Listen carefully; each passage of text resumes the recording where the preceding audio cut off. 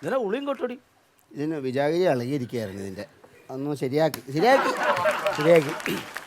ഞാനേ 15 പേരെ തട്ടിയ ബിജു എന്ന ആനയുടെ പാപ്പാനാ ഞാൻ.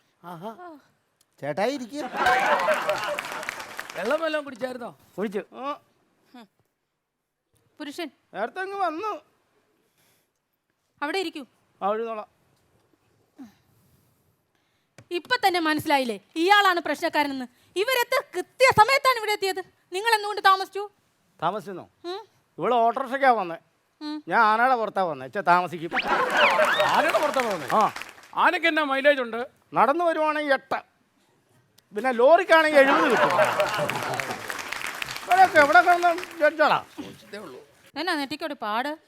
നെറ്റിക്ക് ഒരു പാട് കിടക്കുന്നത്? അത് എവിടെയാ? മറ്റേ ആർച്ചയെ മുട്ടിയതാ. നിങ്ങൾക്ക് ആർച്ച് വന്നപ്പോൾ കുനിയാൻ മേലായിരുന്നു? ഞാൻ ആന കുനിയെന്ന് ഓർത്തു. ആന കുനിഞ്ഞില്ല. ഞാൻ നേരെ കയറി കൊടുത്തു. ഒറ്റ ഇടിയാൻ കിഴിച്ചിട്ട് എൻ്റെ ഇടപാട് തിരിഞ്ഞു പോയി. കണക്കായി പോയി. പണ്ടൊക്കെ പിന്നെ ഇരുന്ന് അതേ നീ മിണ്ടണ്ട. നീ സംസാരിക്കണ്ട കേട്ടോ. നമുക്ക് നോക്കാം. സംസാരിക്കണ്ട. മിണ്ടായിരിക്കും. മിസ്റ്റർ പുരുഷൻ. മിച്ചർ പുരുഷനോ? പുരുഷന്റെ പ്രശ്നം എന്താ? ഞാൻ ഇവളെ കെട്ടിക്കൊണ്ട് വന്ന അന്ന് മുതൽ പ്രശ്നങ്ങളാ. എന്ത് പ്രശ്നം? എന്റെ അമ്മയും ഇവള് ഒത്തു പോകത്തില്ല. നേരാണോ ജഗത? വെറുതെയാണ് മാഡം. ഞാനാണെങ്കിൽ അമ്മ കഴിഞ്ഞ മാസം ഗുരുവായൂർക്ക് കൊണ്ടുപോയത്. ഗുരുവായൂർ അവര് ഒന്നിച്ചാണ് പോയെന്നാണല്ലോ പറഞ്ഞിരുന്നത്. അത് അവസാന പോക്കായിരുന്നു എന്റെ അമ്മയുടെ. അതിനാ ട്രെയിനാ പോയത്. എന്റെ അമ്മ കാല് തെറ്റി ട്രെയിനെ വീണപ്പോ ഇവള് രക്ഷിച്ചില്ല, അറിയാവോ?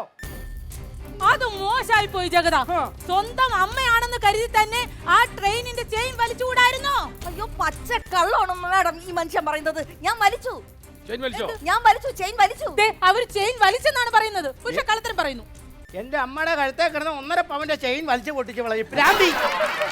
എന്റെ അമ്മ മൂക്കും കുത്തി വീണ ആള് പോയി. അല്ല, ഈ ഞാനൊരു കാര്യം ചോദിക്കട്ടെ, ട്രെയിന് ചെയിൻ ഉണ്ടോ? ട്രെയിനില്ല, സൈക്കിളിൽ ചെയ്യുന്നുണ്ട്. സൈക്കിളിനല്ലേ ചെയിൻ ഉണ്ട്? ട്രെയിന് ചെയിൻ ഉണ്ട്. ഒറ്റ പിടിക്ക് നിൽക്കണം, അതാ അതിന്റെ കണക്ക്. അപ്പൊ ആദ്യം ചെയിനില്ലെന്ന് പറഞ്ഞു. ബിജുവിനെ വിളിക്കണോ? അല്ല, നിങ്ങൾ ബിജുവിനെ വിളിക്കുകയാണെങ്കിൽ ചെയിൻ ഉണ്ട്. കാര്യങ്ങളിലേക്ക് ഇരിക്കൂ. ബിജു എന്ത് വേണം?